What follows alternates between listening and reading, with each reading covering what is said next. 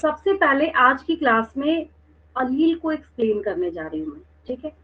होता ये है मोस्ट टाइम जब बच्चों से पूछा जाता है कि आपने जेनेटिक्स को तैयार किया है, तो बच्चे कहते हैं हाँ, हमारा जेनेटिक्स चैप्टर जो है, जेनेटिक्स मतलब हेरिडिटी एंड इवोल्यूशन, ठीक है। तो स्टूडेंट्स का कहना होता है कि हमने ये पूरा चैप्टर कंप्लीट तैयार कर लिया है। लेकिन अगर उसी स्टूडेंट से पूछा जाए what do you understand by अलील, तो बच्चे को नहीं पता। तो सबसे ज़रूरी है इसको क्लियर करना। रीज़न क्या है, जैसे आपको स्पोकन इंग्लिश का कोर्स करने के लिए अल्फ़ाबेट्स को सीखना ज़रूरी होता है, ठीक उसी तरीके से जेनेटिक्स को समझने के लिए आपको अलील को समझना ज़रूरी होता है। रीज़न क्या है? रीज़न ये है, पहले मैं आपको ट्रेडिशनल जो लिखा होता है किताबों में उसकी बात मैं बताती हूँ, उसके बाद मैं आगे बढ़ूँगी इसमें। सबसे पहले अगर हम लोग अलील के डेफिनिशन के रिगार्डिंग बात करते हैं, ठीक है।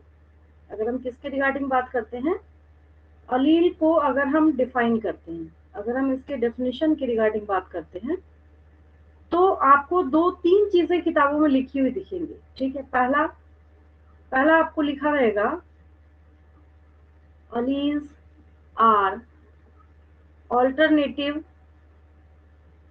Alleles are alternative forms of, alternative forms of gene. पहली बात और करके मैं लिख देती हूँ। दूसरी बात आपको क्या लिखी हुई दिखेगी, alleles are parts of gene. अब मैं इसको समझाती हूँ, लिखने से सिर्फ तो काम चलेगा नहीं। अगर मैं यहाँ पे ये क्रोमोसोम बना रही हूँ, ठीक है, तो होता ये है, मोस्टली आपने किताबों में भी देखा होगा कि अगर हम जीन को रिपेयर करना चाहते हैं, पहली बात आपकी बॉडी के अंदर एक कैरेक्टर को रिप्रेजेंट करने का काम वन जीन करता है। Means one character of your body is decided by only one gene, या फिर one gene is responsible for expression of only one characteristic feature of your body, ठीक है। जैसे मैं एक एग्जांपल दे रही हूँ, अगर मैंने इसको लिखा जीन वन, तो हो सकता है कि ये जो जीन वन है, ये आपके हेयर कलर के लिए रिस्पॉन्सिबल हो। किसके लिए रिस्पॉन्सिबल हो? हेयर कलर के लिए रिस्पॉन्सिबल हो, ठीक है। अगर मैंने यहाँ मार्क कर दिया जीन टू, क्या लिखा मैंने, जीन टू, तो ऐसा भी हो सकता है ये दूसरा जो जीन है, ये आपके स्किन कलर के लिए रिस्पॉन्सिबल हो। मतलब कि आपके स्किन का कलर कैसा होगा, ये इस 2 नंबर का जीन डिसाइड करने का काम करेगा, ठीक है। तो gene one and gene two, these two genes, अब ऐसे जीन्स जो है थाउजेंड्स के नंबर में होते हैं, तभी तो आपके बॉडी के इतने सारे फीचर्स होते हैं। अब आपके दिमाग में अभी क्वेरी आएगी, ठीक है ये तो जीन है, हमें जीन समझ आ गया कि एक जीन आपके बॉडी के एक ही कैरेक्टर को डिसाइड करने का काम करता है। लेकिन जब हम यहाँ पे अलील्स के बारे में बात करते हैं, तो व्हाट आर अलील्स, ठीक है। अब हम क्या कर रहे हैं इसको समझाने के लिए, हालांकि होता नहीं है स्ट्रेट, बट बच्चों को समझाने के लिए हम क्या करते हैं, इसको ऐसे स्ट्रेट फॉर्म में बना देते हैं।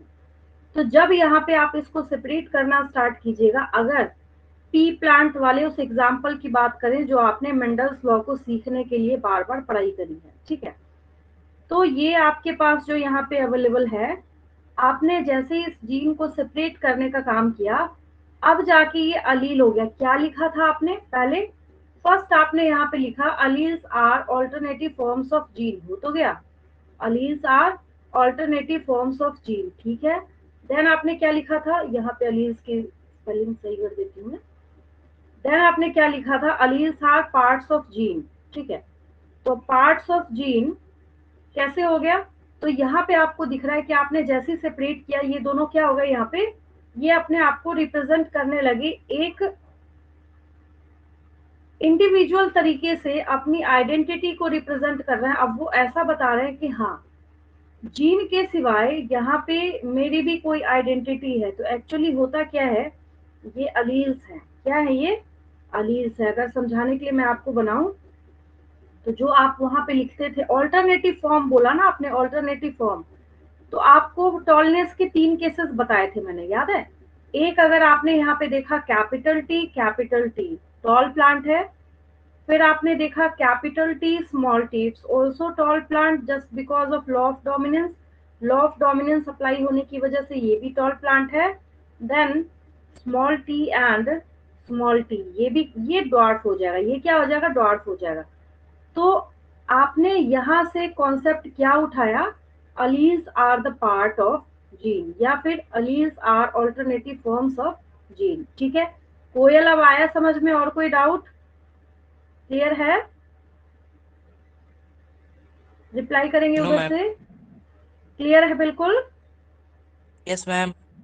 चलिए अब दूसरा एक डाउट पूछा है विक्रम ने, उसके बाद फिर रंजीत के डाउट पे चलेंगे हम लोग।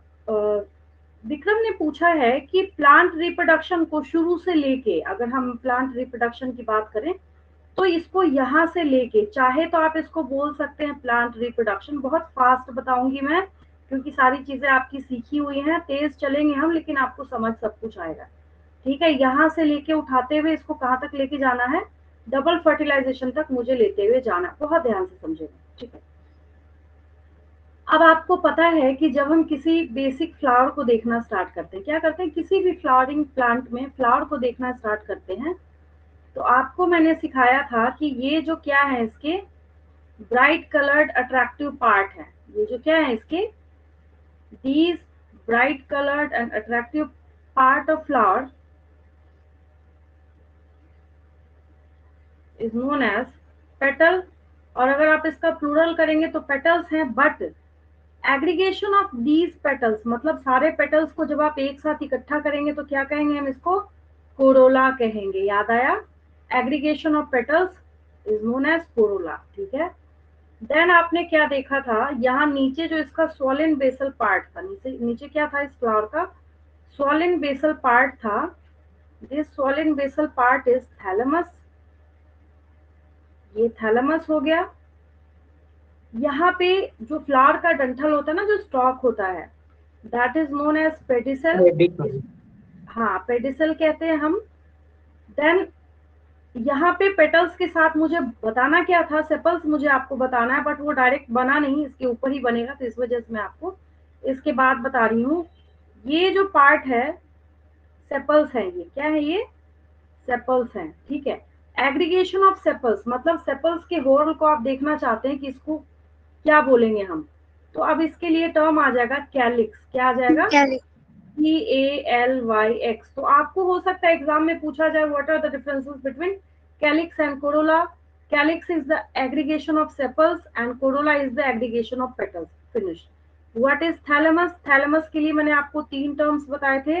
इसको आप थैलेमस भी बोल सकते हैं, इसको आप रिसेप्टिकल भी बोल सकते हैं, और इसको आप टोरस भी बोल सकते हैं। इसको आप क्या बोल सकते हैं? टोरस भी बोल सकते हैं। ठीक है, सोलन बेसल पार्ट है जिसके ऊपर सारे पेटल्स जो है वो अटैच होते हैं। ठीक है, देन अब क्योंकि प्लांट रिप्रोडक्शन या sexual reproduction in flowering plant समझना है, तो इसको अब मैं नेक्स्ट पेज पे जूम करने जा रही हूँ। यहाँ पे क्या है? इसका फीमेल रिप्रोडक्टिव पार्ट है। ठीक है, तो ये जो फीमेल रिप्रोडक्टिव पार्ट है, this landing platform for pollen grain is known as stigma. ये स्टिग्मा हो गया। कहाँ कहाँ से कैसे कैसे क्वेश्चंस निकलेंगे उसको भी देखते चलेंगे हम।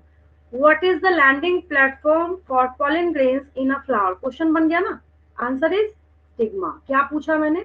किसी फ्लावर के अंदर पॉलन ग्रेन्स की लैंडिंग कहाँ होती है? Answer is stigma. Name the longest part of the style. क्या हो जाएगा? हाँ, मतलब longest part of pistil, that is style. तो ये हो गया style. And the swollen basal part is known as ovary. ये नीचे वाला जो पार्ट है, हाँ, दैट इज ओवरी। ठीक है, तो इन तीनों को एक साथ इकट्ठा करके हम क्या कहते हैं? पिस्टिल कहते हैं। क्या कहते हैं? नेक्स्ट पेज पे मैं आपको इसको इलेबोरेट कर रही हूँ। देन यहाँ पे आपके पास क्या है? Anther filament, anther filament, anther filament, anther. बस बहुत है। ठीक है, हाँ, ये हो गया एंथर है ये, और ये क्या है? फिलामेंट है। ये क्या है? फिलामेंट है। ठीक है, अब ये दोनों पार्ट जो है एक साथ एग्रीगेट करके स्टेमेन कह दी जाती है। अब एक चीज जो मैंने आपको पिछली बार पढ़ाते वक्त नहीं बताया था, एक छोटी सी बात और सीख लीजिए। अगर कोई ऐसा फ्लावर हो, ये तो मैंने एक बाइसेक्सुअल फ्लावर की बात करी, आपको भी दिख रहा है, आप बोल रहे हैं अच्छा इसके पास फीमेल रिप्रोडक्टिव पार्ट भी है, मेल रिप्रोडक्टिव पार्ट भी है, तो इसको हमने क्या बोल दिया कि ये बाइसेक्सुअल फ्लावर है। ऐसा भी तो हो सकता है कि कोई फ्लावर कैसा हो, यूनिसेक्सुअल हो सकता है, नहीं हो सकता है, सोचिए, हो सकता है ना।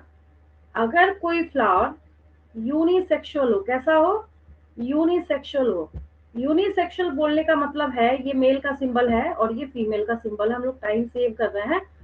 तो अगर हो सकता है कि उस फ्लावर के पास सिर्फ क्या हो, स्टैमेन हो, क्या हो, सिर्फ इसके पास स्टैमेन प्रेजेंट है लेकिन पिस्टिल नहीं है।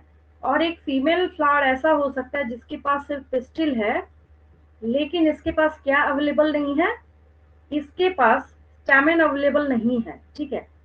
तो स्टैमिन को कैरी करने वाले फ्लावर को हम लोग स्टैमिनेट फ्लावर कहते हैं। कोई टफ तो नहीं है इसमें, हो सकता है आपसे क्वेश्चन पूछ लिया जाए। स्टैमिनेट फ्लावर लिख के, टर्मिनोलॉजी बस मैंने सिखा दिया, कुछ नया नहीं सिखाया मैंने आपको, घबराने की जरूरत नहीं है। अगर किसी फ्लावर के पास सिर्फ मेल रिप्रोडक्टिव पार्ट अवेलेबल होता है उसको हम स्टैमिनेट फ्लावर कहते हैं, ठीक है।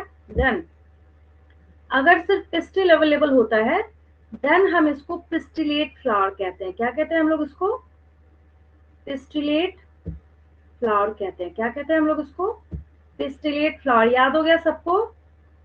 चलिए इस पेज में कोई डाउट या क्वेरी नहीं, किसी को, आगे बढ़े हम लोग, ठीक है।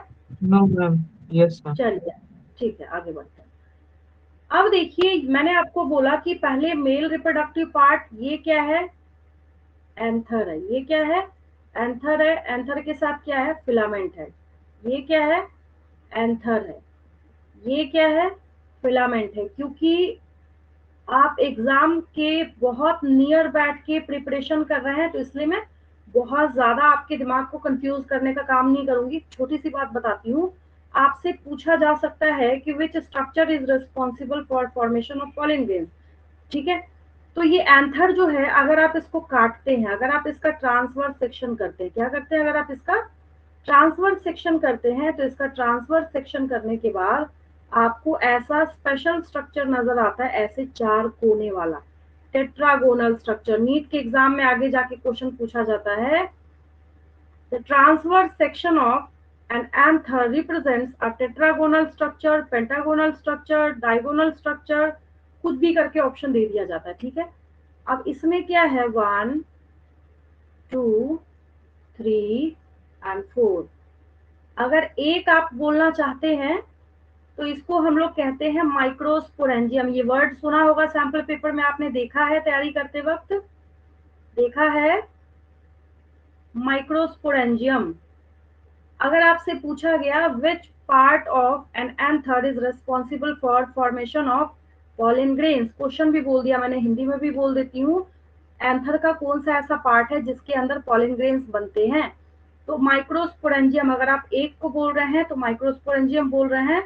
अगर मैं यहाँ पे इसको और इसको एक साथ बोलना चाहती हूँ, दोनों को, प्लूरल वर्ड इज माइक्रोस्पोरेंजिया, क्या हो जाएगा, माइक्रोस्पोरेंजिया। ज्यादा डिटेलिंग जो है वो मैं 11th में बताऊंगी, आपको घबराने की जरूरत नहीं है। और इसके अंदर पॉलन ग्रेन्स बनते हैं, कोई दिक्कत, क्लियर है, बिल्कुल क्लियर है। Yes ma'am. यस हाँ, मैम। इसके अंदर पॉलन ग्रेन्स बन रहे हैं, क्या बन रहे हैं इसके अंदर, पॉलन ग्रेन्स बन रहे हैं। क्या बन रहे हैं इसके अंदर, पॉलन ग्रेन्स बन रहे हैं, ठीक है।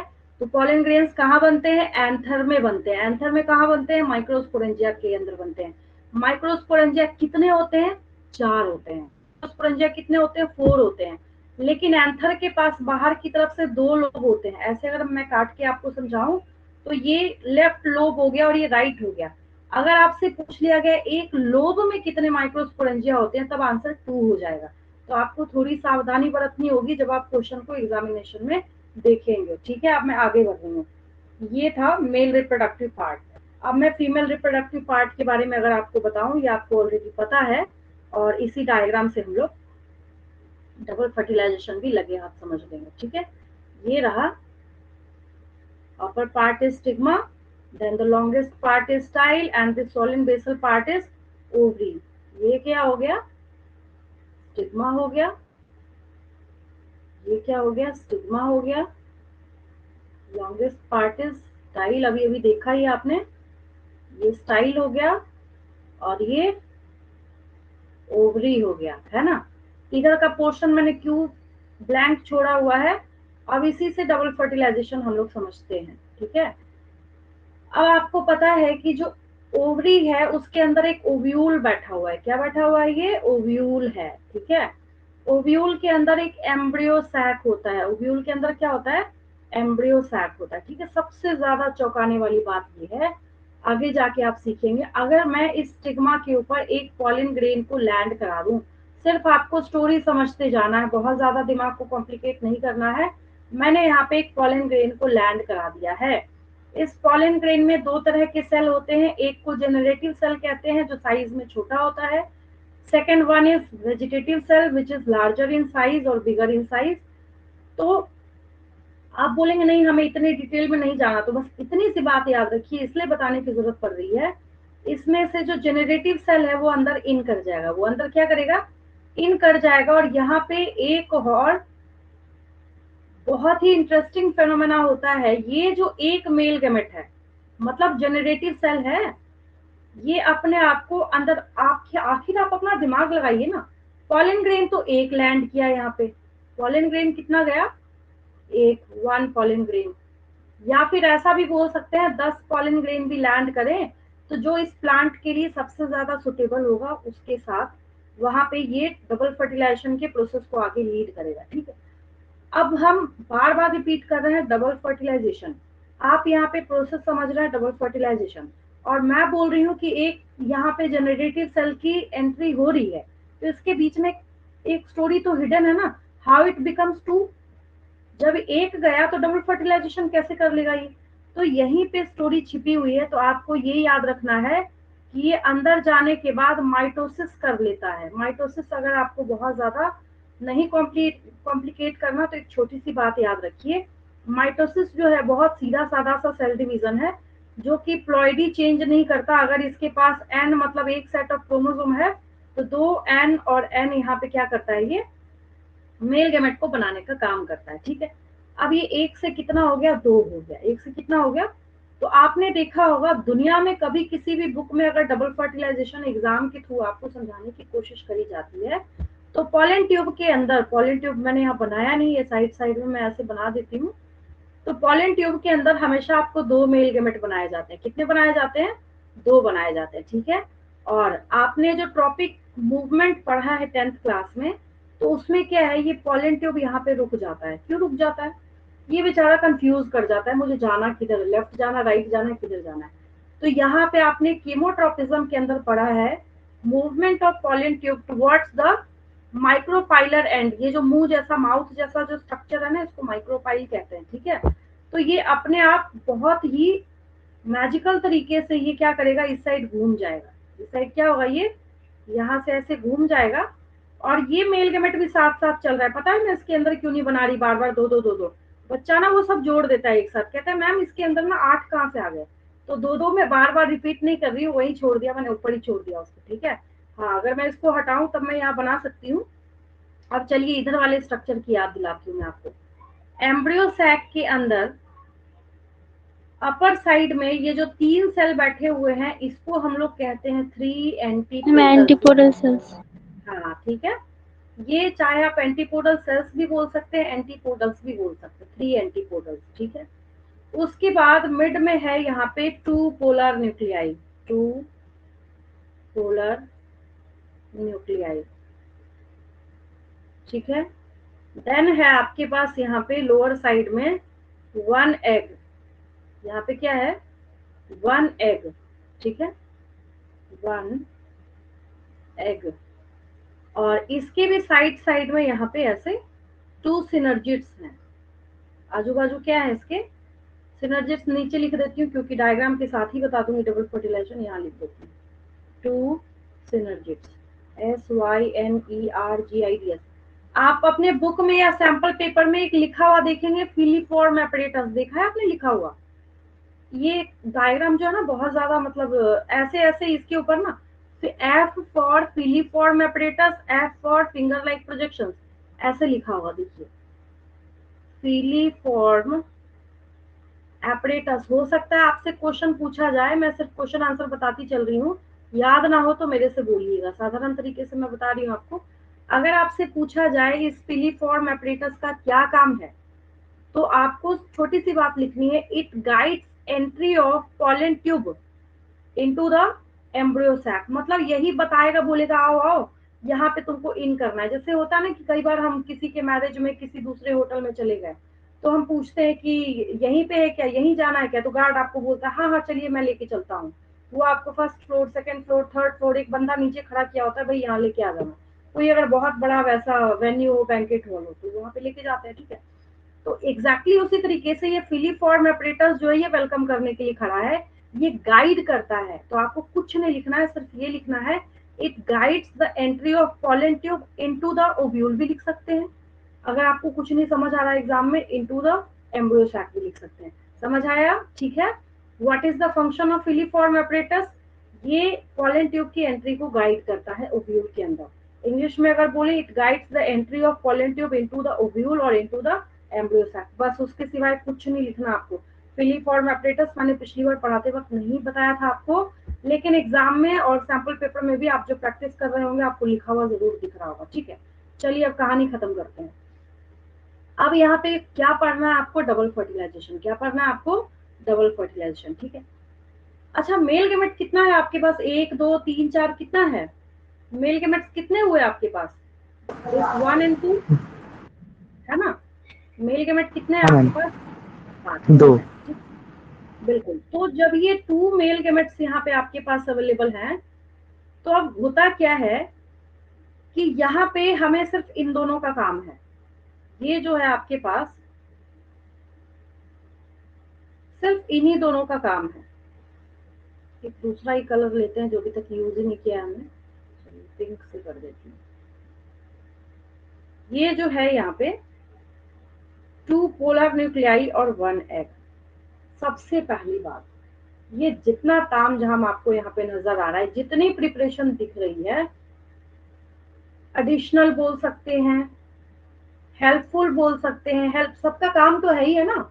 सबका काम मैं पूछना स्टार्ट कर दूं, काम है सबका। स्टिग्मा का क्या काम है? इसके ऊपर पॉलिन ग्रेन लैंड कर रहा है। स्टाइल का क्या काम है? इसके अंदर पॉलिन ट्यूब इन कर रहा है। फिलीफॉर्म एपरेटस का क्या काम है? ये क्या कर रहा है? एंट्री को गाइड कर रहा है, पॉलिन ट्यूब की एंट्री को। सिनर्जिड का क्या काम है? जब एग फर्टिलाइज होके एम्ब्रियोजेनेसिस कर रहा होगा, ये बेचारा खुद को खर्च कर देता है, उसको एनर्जी। सबका काम है, काम सबका है, उसमें घबराने की कोई जरूरत नहीं है। बट अब जैसे मान लीजिए किसी बच्चे का बर्थडे सेलिब्रेट कर रहे हैं आप, ठीक है, आप चाहते हैं कि आप पूरे गांव मोहल्ले को बुला के उसमें खिलाएं, तो तैयारी तो हर कोई कर रहा होता है ना। आपके पेरेंट भी परेशान होते हैं, खाना बनाने वाला भी परेशान होता है, हर कोई परेशान होता है। मेन काम किसका? जिस बच्चे का बर्थडे है वही भाग जाए कहीं, कैसे बनाइएगा फिर आप? सारी तैयारी बेकार, है ना। एग्जैक्टली उसी तरीके से जो यहाँ पे मेन काम है वो एग का और पोलर न्यूक्लियाई का है। ठीक है। सबसे पहली बात, सबसे पहले यहाँ पे क्या होता है, एक एग के साथ 1 मेल गेमेट फ्यूज करता है। मैं बार बार बोल रही हूँ, मैं सिंबल यूज कर रही हूँ टाइम सेव करने के लिए। जब 1 एग के साथ 1 मेल गेमेट फ्यूज करता है, 1 एग के साथ कौन फ्यूज करता है? एक मेल गेमेट जब फ्यूज करता है, ठीक है, तो जाइगोट फॉर्म होता है। क्या बनता है? जाइगोट फॉर्म होता है। क्या होता है?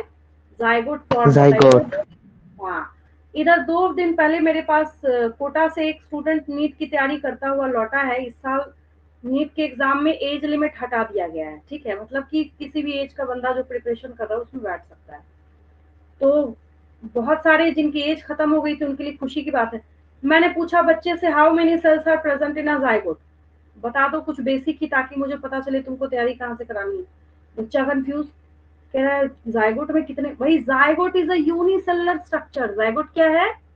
यूनिसेलुलर स्ट्रक्चर है। जाइगोट क्या है? Unicellular structure. फिर मैंने पूछा, पहले मैंने उसको बता दिया कि zygote is a unicellular structure. फिर मैंने पूछा कि अच्छा ठीक है चलो अब बता दो दूसरा क्वेश्चन, जाइगोट की प्लॉइडी क्या है? तो कह रहा है हैप्लॉइड। फिर मैंने बोला हैप्लॉइड कैसे होगा? तो कह रहा है आपने अभी तो बोला यूनिसेलुलर है।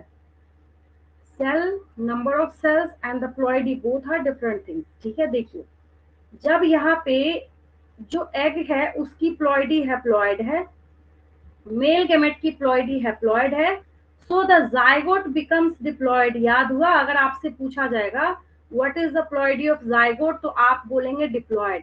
हो सकता है कि आपसे 10th के एग्जाम में क्वेश्चन पूछा जा रहा है, तो कॉम्प्लिकेट ना किया जाए।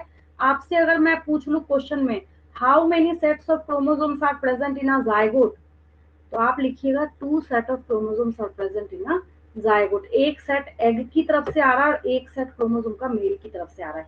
क्रिस्टल क्लियर है सबको? हाँ। एक जो कहानी में ट्विस्ट है वो ये है कि सारी तैयारी तो हो गई यहाँ पे, लेकिन क्वेश्चन ये अराइज होता है कि हम इस प्रोसेस को कहेंगे क्या, है ना? ये तो हमने पढ़ लिया। इस प्रोसेस को हम कहते हैं SYNGAMY, सिनगैमी कहते हैं। क्या कहते हैं हम लोग इसको? सिनगैमी कहते हैं। क्या कहते हैं हम लोग इसको? सिनगैमी कहते हैं। सिनगैमी। हाँ, सिन SYNGAMY, सिनगैमी। कोई आपसे पूछे what do you understand by syngamy, इसको देख के बोलना है। The process of fusion of one male gamete with one egg to form a zygote is known as syngamy. याद हो गया? हिंदी में अगर मैं बोलूं, जब एक मेल गैमेट एक एग के साथ फ्यूज करता है तो जाइगोट बनाता है, इस घटना को हम सिनगैमी कहते हैं। तो डबल फर्टिलाइजेशन में फर्स्ट फर्टिलाइजेशन तो सीख लिया आपने, बचा क्या दूसरा? डबल बोल रहा है तो ट्वाइस हो गया ना यहाँ पे। तो दूसरे फर्टिलाइजेशन को हम लोग सीखते हैं। 2 पोलर न्यूक्लियाई आपको यहाँ पे दिख रहा है। अब क्या होगा, ये जो यहाँ पे 2 पोलर न्यूक्लियाई आपके पास अवेलेबल है, दूसरा जो मेल गैमेट बचा है वो इसके साथ जाके फ्यूज कर जाएगा। 2 polar nuclei plus 1 male gamete. और 2 पोलर न्यूक्लियाई जब एक मेल गैमेट के साथ फ्यूज करता है, आपसे एग्जाम में हो सकता है पूछा जाए what is the ploidy of endosperm. What is the ploidy of endosperm? तो ये जो एंडोस्पर्म बना है, क्योंकि पोलर न्यूक्लियाई की प्लॉइडी 2n होती है, मेल गैमेट की प्लॉइडी हैप्लॉइड होती है, so the endosperm become triploid. आप जो नारियल का देखते हैं ना, नारियल में जो खाने वाला जो हिस्सा होता है वो एंडोस्पर्म है। जब बच्चे से पूछा जाता है what is the edible part in a coconut, तो एंडोस्पर्म लिखना होता है आंसर में। आपको क्या लिखना होता है? एंडोस्पर्म। अब क्वेश्चन ये अराइज होता है कि जैसे हमने नीचे वाले पार्ट को सिनगैमी बोला था, तो इसको भी तो कुछ बोलना पड़ेगा ना। This phenomena is known as triple fusion. क्या कहते हैं हम लोग इसको? Triple fusion. ट्रिपल फ्यूजन जो है, अगर आपसे पूछा गया what is the product of triple fusion, answer is endosperm. What is the दूसरा क्वेश्चन? इस पेज में से ऐसे आंख बंद करके 10 क्वेश्चन निकलते हैं, और आंखें खुली रख के अगर कॉपी में निकालना स्टार्ट कीजिएगा तो 100 क्वेश्चन बनेंगे। ठीक है? जैसे पहला question, what is the ploidy of male gamete? क्या हो जाएगा? Haploid. How many antipodals are present in an ovule? 3 antipodals. Which process is responsible for formation of an endosperm? Triple fusion. What is the product of syngamy? Zygote. What do you understand by syngamy? Fusion of one male gamete with one egg is known as syngamy. ठीक है? What is the function of filiform apparatus? It guides entry of the pollen tube into the ovule. ठीक है? What is the ploidy of generative cell of pollen grain? तो ये भी N ही होगा, तभी यहाँ पे माइटोसिस कर रहा था। कई टीचर कॉम्प्लिकेट करके पूछ लेते हैं which type of cell division is responsible for multiplication of male gamete within the pollen tube. तो माइटोसिस लिखना है, मियोसिस गलती से भी नहीं लिखिएगा। ठीक है? आंसर में क्या लिखना है आपको? माइटोसिस लिखना है। What is the ploidy of polar nuclei? Diploid. What is the ploidy of zygote? Diploid. But ploidy of endosperm becomes triploid. तो ऐसे बैठे बैठे 10 क्वेश्चन आपने निकाल लिए इससे, है ना? चलिए विक्रम, अब क्लियर है ये कॉन्सेप्ट पूरा? हाँ मैम, क्लियर है। मैम एक सेकंड है ना डाउट है। कृष्ण? हाँ बोलिए ना। मैम माइटोसिस और मियोसिस का डिफरेंस एक और बार बोल देंगे आप? आप बहुत शॉर्ट में मैं बता देती हूँ, क्योंकि ये जिंदगी भर काम देगा आपको, और आपने किताबों में लिखा हुआ देखा होगा, है ना? लिखा देखा है ना आपने? चलिए शॉर्ट में सुन लीजिए फटाफट। माइटोसिस ही लिखना है, मियोसिस नहीं लिखना है आपको। चलिए आगे मैं बता देती हूँ। देखिए, बेसिक ही सीख लीजिए अभी, क्योंकि ये पूरा एक चैप्टर है जिसमें आधे महीने का टाइम लगता है 11th के बच्चों को। बट अभी बेसिक तो मैं सिखा ही सकती हूँ ताकि आप एग्जाम में गलती ना करें। देखिए, अगर मैं क्या करूँ, यहाँ मैंने माइटोसिस लिख दिया, अगर मैंने क्या किया यहाँ पे माइटोसिस लिख दिया, और अगर मैंने यहाँ पे मियोसिस लिख दिया, ठीक है? माइटोसिस में अगर एक सेल अपने पास 46 क्रोमोसोम्स को कैरी करता है, तो ये आगे जाके जो 2 सेल्स बनाएगा, इसका नंबर भी 46 होगा और इसका नंबर भी 46 होगा, और माइटोसिस एक बार में ही होता है। ये हो गया, मैंने यहाँ पे लिख दिया माइटोसिस, जो कि मैंने अभी अभी वहां पे मेल गैमेट बनाने की तैयारी की थी। ये क्या है, माइटोसिस है, ठीक है। तो जिसकी वजह से माइटोसिस को हम क्या कहते हैं, इक्वेशनल डिवीजन। क्या कहते हैं हम लोग इसको, इक्वेशनल डिवीजन कहते हैं। क्या कहते हैं हम लोग इसको, इक्वेशनल डिवीजन कहते हैं, ठीक है। और मियोसिस पे चलते हैं। मियोसिस जब भी होगा तो मियोसिस 2 पार्ट में होता है। 2 पार्ट में बोलने का क्या मतलब है, मान लीजिए यहाँ पे 46 क्रोमोसोम है इसके पास, यही है 46 क्रोमोसोम जब है इसके पास, तो फर्स्ट टाइम में क्या होगा, यहाँ पे मियोसिस 1 होता है। क्या होता है यहाँ पे, पहले मियोसिस की गारंटी है कि हमेशा ये 2 पार्ट में होगा।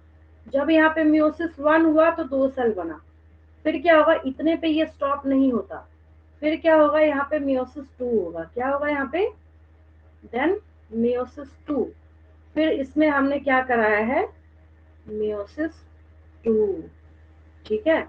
और मियोसिस 2 जो हमने यहाँ पे कराया है, now meiosis leads to equal size के, ये मेरे तरफ में थोड़ा सा बड़ा छोटा बन रहा है, 4 इक्वल साइज के आपके हैप्लॉइड सेल्स बनते हैं। क्या बनते हैं, हैप्लॉइड सेल। हैप्लॉइड बोलने का मतलब एन एन एन एन, जबकि यहाँ पे अगर ये 2n था तो ये बना के भी क्या दे रहा था, 2n और 2n। So mitosis is referred as equational division, लेकिन इसने क्या किया है, 2n को हाफ हाफ में कन्वर्ट करने का काम किया है। So meiosis is known as reductional division, ठीक है। अभी तक के लिए ठीक है, गलती नहीं करना है इसमें। अगर आपसे पूछा गया कि रिडक्शनल डिवीजन किसको कहते हैं, मियोसिस को, इक्वेशनल डिवीजन किसको कहते हैं, माइटोसिस को। Reductional division, reductional division. आगे चले, हो गया यहाँ तक, क्लियर है सबको मैम एक और ये। बार बोलिए मैम वो सर्कल मियोसिस कर, वाला। फिर से आवाज नहीं आई मुझे। मैम वो सर्कल पर क्या 23 होगा और 46 ही होगा। ये 2 जो है यहाँ पे, हाँ मैम वो। यही ना, हाँ ये हैप्लॉइड ही होते हैं, ये भी हैप्लॉइड होता है, ये भी हैप्लॉइड होता है, ठीक है। और एक सबसे इंटरेस्टिंग बात, जो मेल में स्पर्म बनेगा वो भी इसी मियोसिस की घटना से बनेगा, और जो ओवम बनता है वो भी इसी मियोसिस की घटना से बनता है, ठीक है। और ये कब होता है, आपकी आपकी उंगली कट गई, ठीक है, छोटे माइनर कट की बात कर रही हूँ मैं, ऐसा नहीं किसी का हाथ कट गया उसकी बात में नहीं कर रही हूँ, माइनर छोटे से कट की मैं बात कर रही हूँ, ठीक है। तो जो हीलिंग होती है ना, जो सेल्स वहां पे बिल्कुल हील कर देते हैं, पता ही नहीं चलता कट कहाँ हुआ था, बहुत छोटे मोटे कट तो होते रहते हैं, वो रिपेयरिंग वाला काम इस माइटोसिस के जिम्मे है, वो माइटोसिस करता है, ये बहुत जरूरी है। एक छोटे से यूनिसेलुलर जाइगोट से जो आपकी इतनी बड़ी बॉडी फॉर्म हो गई, उसके लिए माइटोसिस रिस्पॉन्सिबल। आगे जाके हम सब के सिग्निफिकेंस भी पढ़ेंगे, क्या कैसे कैसे करता है। और कोई डाउट इसमें से, इस टॉपिक में से आगे बढ़ू मैं, ठीक है। हाँ मैम क्लियर। चलिए, अब रंजीत का एक डाउट था, यही क्वेश्चन था आपका, 1 minute.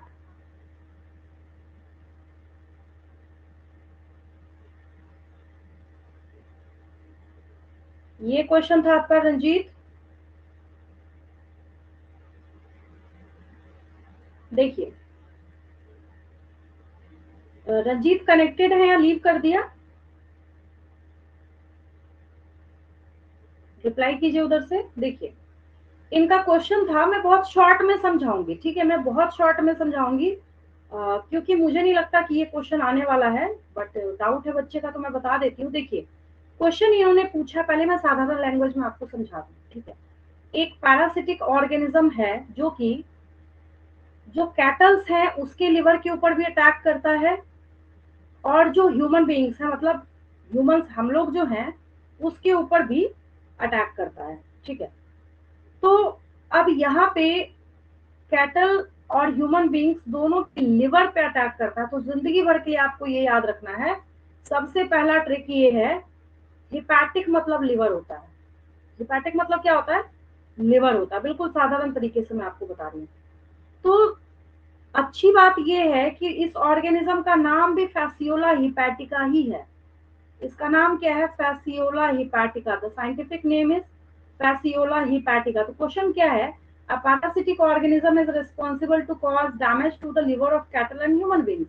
That organism can reproduce by opting for both asexual and sexual methods. ठीक है, ये सेक्सुअल असेक्सुअल भी करता है, सेक्सुअल रिप्रोडक्शन भी करता है। पहला part, identify the organism. Answer is the organism is Fasciola hepatica.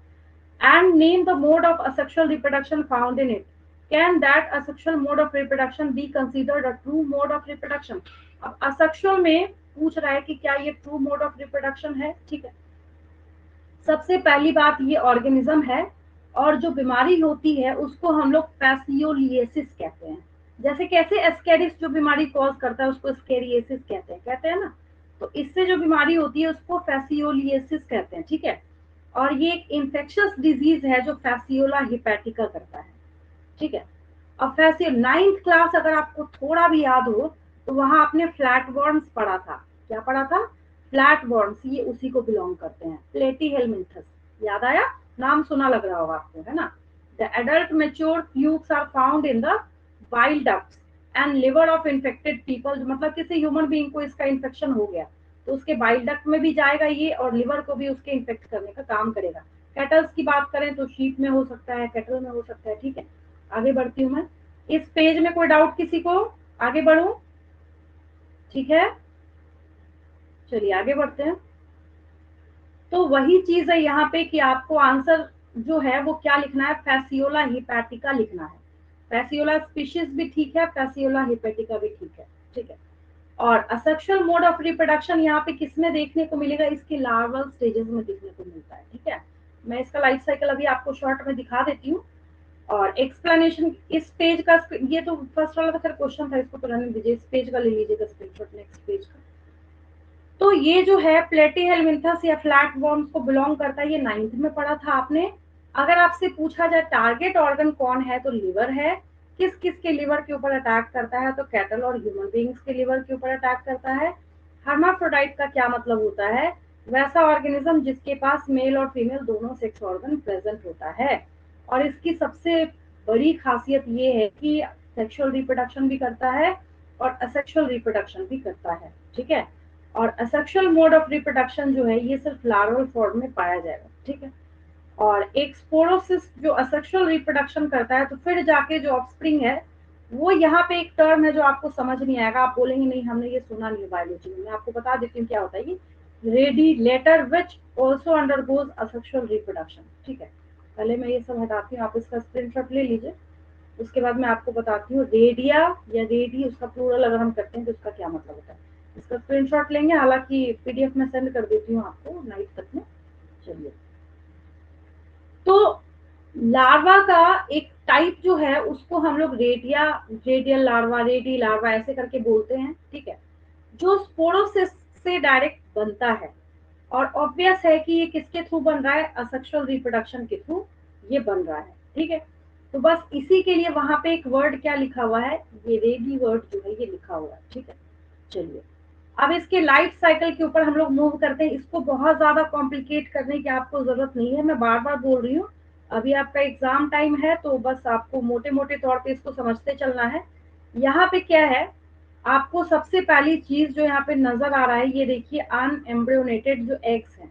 ठीक है, अब मान लीजिए ये चाहे शीप हो, चाहे काऊ हो, चाहे ह्यूमन हो। ठीक है, जब इसका जो एक्सक्रीटा होगा उसमें तो ये प्रेजेंट होगा। मान लीजिए बाहर क्या हुआ, ये एक्सक्रीटरी वेस्ट जो है ये गया। जैसे ही ये पानी में गया तो ये क्या हो गया? ये एक्टिव हो गया।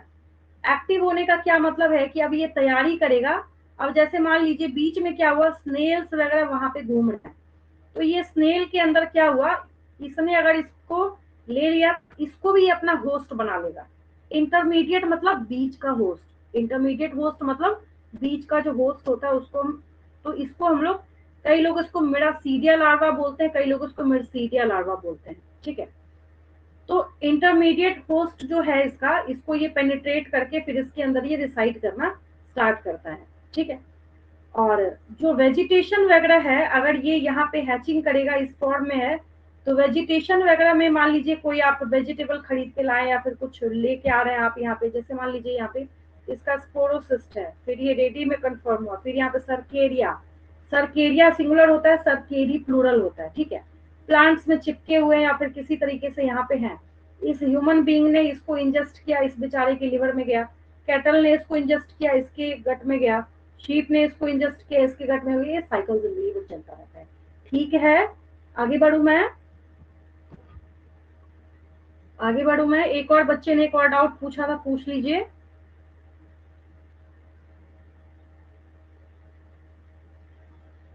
क्लियर है यहाँ तक? और डाउट बोलिए उधर से, नेक्स्ट क्वेश्चन बोलिए। Ma'am contraception method of natural method of rhythm method. देखिए कॉन्ट्रासेप्शन में अगर हम लोग नेचुरल मेथड की बात करते हैं, किसकी बात करते हैं? नेचुरल मेथड की, मैं बताती हूँ।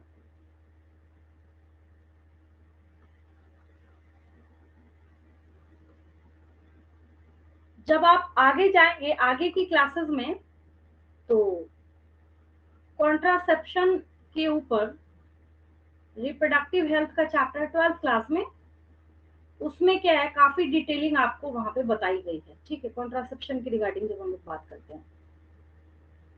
लेकिन यहाँ पे 10th क्लास में क्या है, छोटा सा सेगमेंट है, छोटा सा पोर्शन है, जहाँ पे आपको पढ़ना है कॉन्ट्रासेप्शन। कॉन्ट्रासेप्शन का क्या मतलब है? अच्छा, कॉन्ट्रासेप्शन का क्या मतलब आप समझते हैं, बताइए पहले मुझे बताइए, उसके बाद मैं आगे बढ़ती हूँ। सोचिए क्या होगा कॉन्ट्रासेप्शन का मतलब।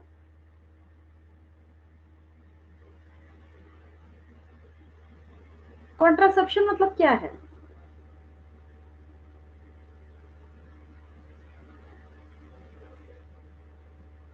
देखिए कॉन्ट्रासेप्शन जब हम वर्ड यूज करते हैं, ठीक है, तो यहाँ पे एक छोटी सी बात ये है कि जो फीमेल रिप्रोडक्टिव सिस्टम है, यहाँ पे क्या है, फीमेल रिप्रोडक्टिव सिस्टम है। चैट आया शायद, एक किसी बच्चे ने किया, देखना पड़ता है चैट सेक्शन में जाकर। प्रिवेंट, ठीक है, ये भी ठीक है, प्रिवेंशन ही होता है इसका मतलब, ठीक है, बट किस मोड में कर रहे हैं उसको हम लोग यहाँ पे देखते हैं। देखिए तो सबसे पहली बात, जो फीमेल रिप्रोडक्टिव सिस्टम है, एक रफ वर्क है, आपको बनाने की जरूरत नहीं है, जो क्या है फीमेल रिप्रोडक्टिव सिस्टम है, यहाँ पे ये जो स्पर्म है जो इन वाइज के अंदर, और आपको पता है the site of fertilisation in is one and only fallopian tube. ये भी क्वेश्चन आपसे पूछा जाएगा, मोस्ट इंपॉर्टेंट क्वेश्चन है, what is the site of fertilisation, या mention the site of fertilisation, mention the site of fertilisation. तो site of fertilisation में क्या लिखेंगे आप? Fallopian tube. क्या लिखेंगे? फैलोपियन ट्यूब लिखेंगे। सिर्फ फैलोपियन ट्यूब में ही क्या हो सकता है? फर्टिलाइजेशन हो सकता है, ठीक है। तो अब नेचुरल मेथड आप पूछ रहे हैं, तो नेचुरल मेथड जो है फटाफट सुन लीजिए। मतलब क्या है कि इस स्पर्म को इस फैलोपियन ट्यूब वाले साइट पे किसी भी कीमत पे जाने, या तो आप जाने मत दीजिए, या इसकी मोटिलिटी को कम कर दीजिए, या ऐसे टाइम में स्पर्म जा रहा है जब ये ओवम यहाँ तक पहुंचेगा ही नहीं। मेंस्ट्रुअल साइकिल के सिर्फ 14th और 15th डे ही फर्टिलाइजेशन हो सकता है, बाकी जिंदगी में कभी नहीं हो सकता।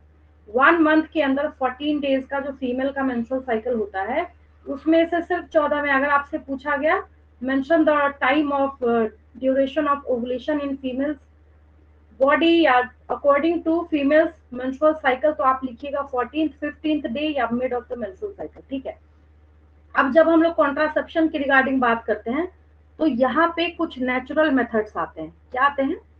कुछ आइडियल बोला जाता है इसको। आइडियल तो यही है, ना किसी सर्जरी ना किसी और चीज की कोई रिक्वायरमेंट नहीं है, सिर्फ इसको क्या कर रहे हैं, नेचुरल मेथड से या नेचुरल तरीके से इसको कंट्रोल करने का काम कर रहे हैं। तो सबसे पहले यहाँ पे क्या है, पहली बात जो है दैट इज एक मेथड को हम लोग यहाँ पे बोलते हैं कोइटस इंटरप्टस। क्या बोलते हैं हम लोग यहाँ पे? Coitus interruptus. ये टर्म्स है आपकी किताब में लिखे हुए, टर्म्स देखा है आपने लिखा हुआ? चलिए मैं बताती जाती हूँ, नहीं है तो हो सकता है लिखूं मैं तो आपको समझ आ जाए। पहला है पीरियोडिक एब्स्टिनेंस, हो सकता है स्टेटमेंट लिखा पीरियोडिक एब्स्टिनेंस, बहुत साधारण भाषा में समझाऊंगी, आपको इजीली समझ। पहला क्या है? Periodic abstinence. ठीक है, क्या है पीरियोडिक एब्स्टिनेंस? तो पीरियोडिक एब्स्टिनेंस क्या है? In periodic abstinence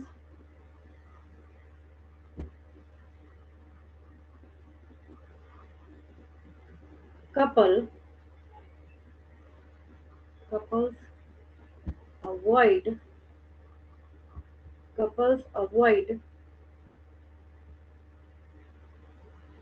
coitus. Coitus मतलब कॉपुलेशन होता है, ठीक है। यहाँ जो वर्ड मैंने लिखा ना, COITUS, कोइटस मतलब कॉपुलेशन होता है, घबराना नहीं है। क्या है ये? पॉपुलेशन। कोइटस मीन्स पॉपुलेशन होता है। In periodic abstinence couples avoid coitus from day 10 to 17 of the menstrual cycle।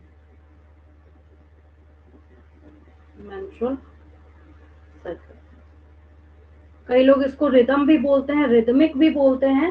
Technical term इसका क्या है? पीरियोडिक एब्स्टिनेंस है। टेक्निकल टर्म क्या है इसका? पीरियोडिक एब्स्टिनेंस है। आपको उससे कोई मतलब नहीं, आपको इससे समझने से मतलब, मैं समझा रही हूँ उसको आपको और अच्छे से, ठीक है। Of the menstrual cycle. क्यों? व्हेन ओवुलेशन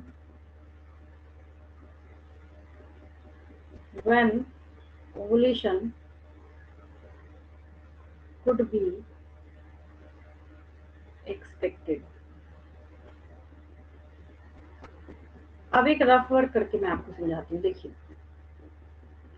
जब आप किसी ग्राफ को ड्रॉ करते हैं तो एक्स एक्सिस और वाई एक्सिस दो चीजें आप बनाते हैं।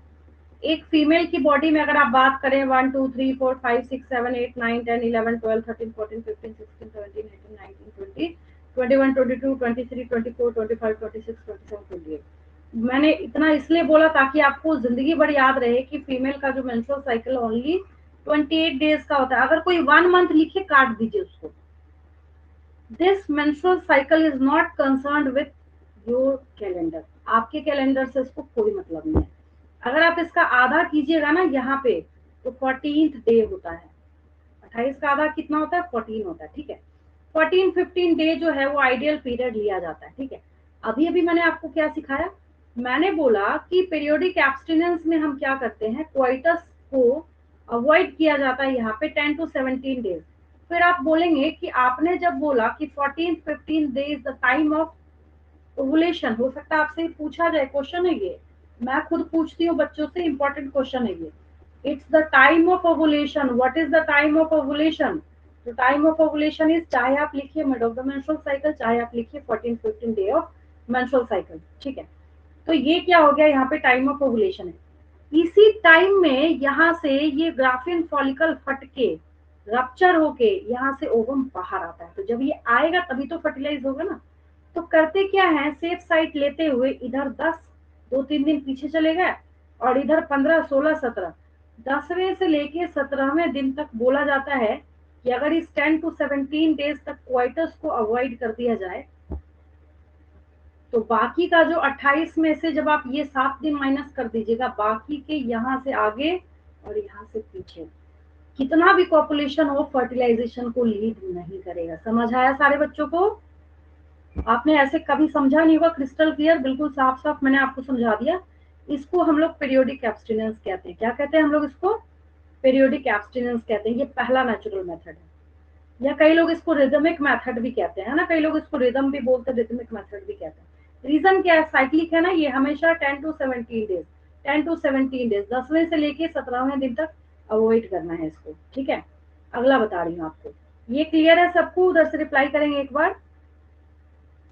क्लियर है सबको? चलिए, बिल्कुल क्रिस्टल क्लियर होगा। और अब मैं नेक्स्ट बता रही हूँ आपको। नेक्स्ट क्या है? वो भी बहुत आसान है, काफी आसान है वो। एक टर्म है यहाँ पे, क्वाइटस इंटरप्टस। क्या बोलते हैं हम लोग उसको? क्वाइटस इंटरप्टस, ठीक है। तो साफ साफ सुनने से ही पता चल जा रहा है ना। पहले मैं लिखती हूँ, बस आपको लिखते के साथ आप बोलेंगे शायद कि हमें समझ आ गया। इंटरप्शन मतलब आपको पता है क्या होता है, ठीक है। चाहे तो आप उसको बोलिए विथड्रॉल, WITH DRAWAL, चाहे तो आप उसको विड्रॉल बोल सकते हैं, या आप उसको क्वाइटस इंटरप्टस बोल सकते हैं, COITUS, coitus interruptus, coitus interruptus. अब देखिए होता क्या है, पॉपुलेशन के टाइम में मेल को जैसे ही पता है कि उसका स्पर्म रिलीज होने वाला है, ठीक है, तो ठीक एंड में पेनिस को वेजिना से बाहर रिमूव कर लिया जाता है। इसको हम क्वाइटस इंटरप्टस कहते हैं। क्या कहते हैं? क्वाइटस इंटरप्टस कहते हैं, ठीक है। कुछ नहीं, शॉर्ट में लिखूंगी मैं। The male partner, the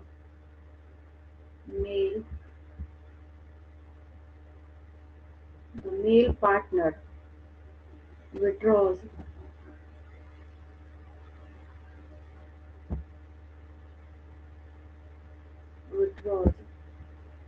his penis from the vagina just before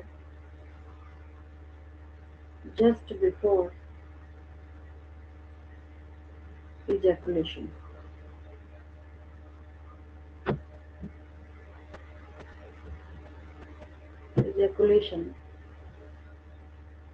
क्यों ऐसा कर रहा है?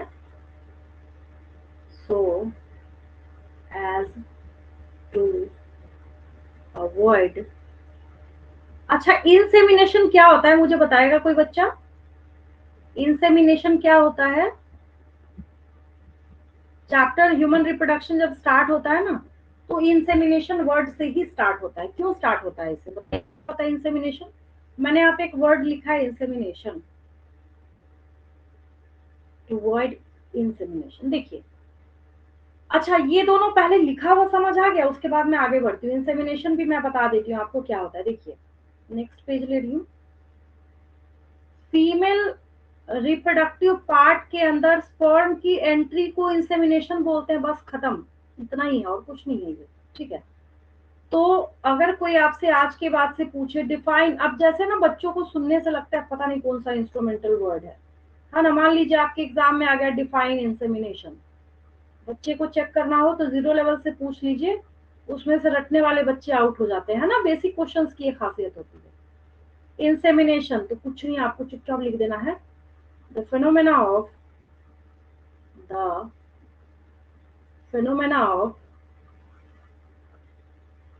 transfer of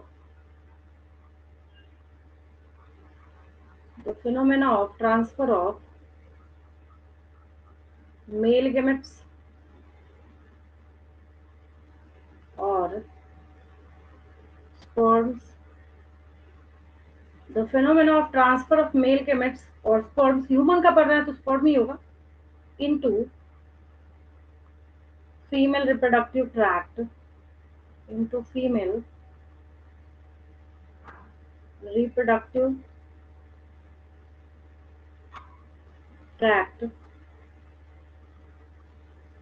क्या हो गया? वेजिना, कई लोग वजाइना बोलते हैं इसको, is known as insemination। खत्म, is known as insemination, ठीक है। ये इंसेमिनेशन हो गया। क्या हो गया? ये इंसेमिनेशन हो गया। चलिए, अब एक लास्ट बचा इसमें, जिसको हम आर्टिफिशियल मेथड भी बोलते हुए सुनते हैं लोगों को, सर्जिकल मेथड भी बोला जाता है। वो दो ही होता है। रीजन क्या है? दोनों का सबसे अच्छा डायग्राम से समझ आता है, ठीक है। तो उसको हम लोग कहते क्या है? उसको बोला जाता है, यहाँ पे एक ही टर्म है इसके लिए, दैट इज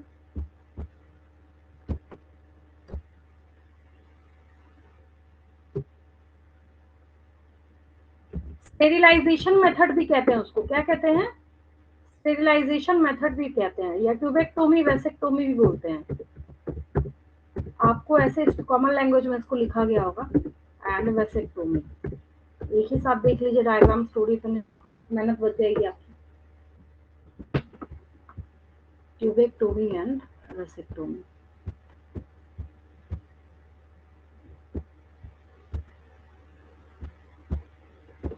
देखिए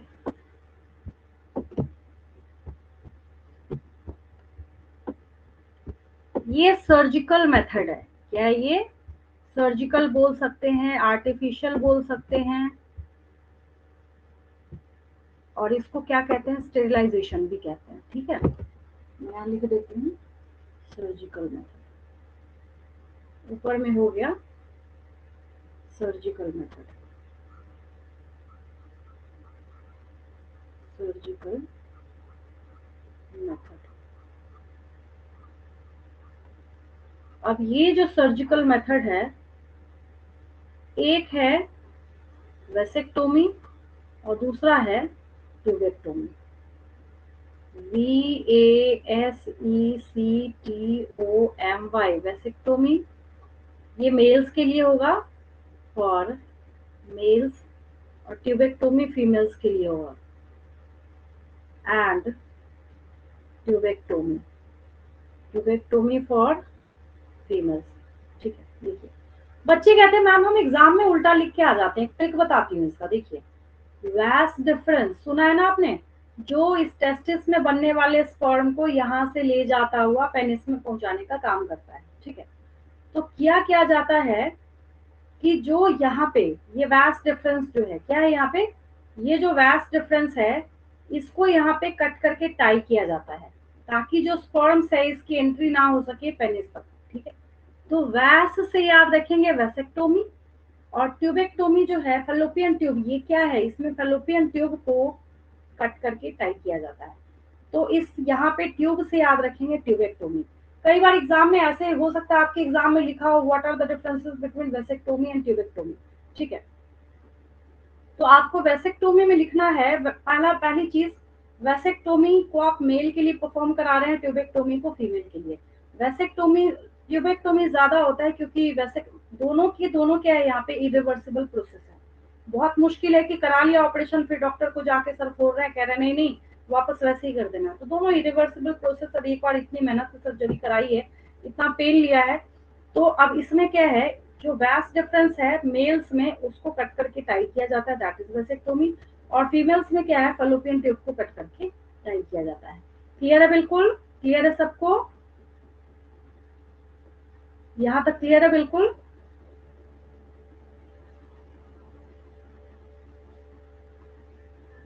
रिप्लाई करेंगे उधर से। यहाँ तक क्लियर है बिल्कुल?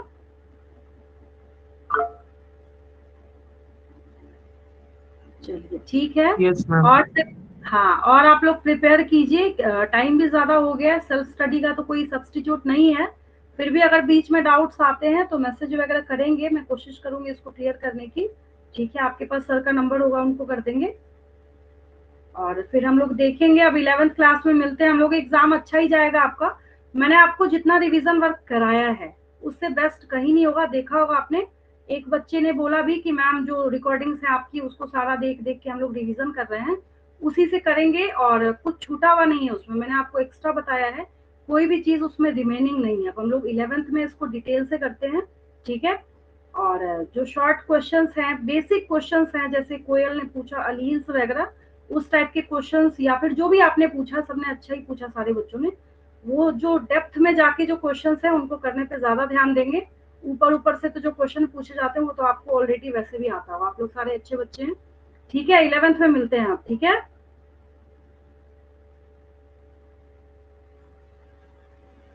लीव करूं मैं? चलिए ठीक है, बेस्ट ऑफ लक सबको। ठीक है, बेस्ट दी। Thank you ma'am. Bye ma'am. चलिए ठीक है, सबको बेस्ट ऑफ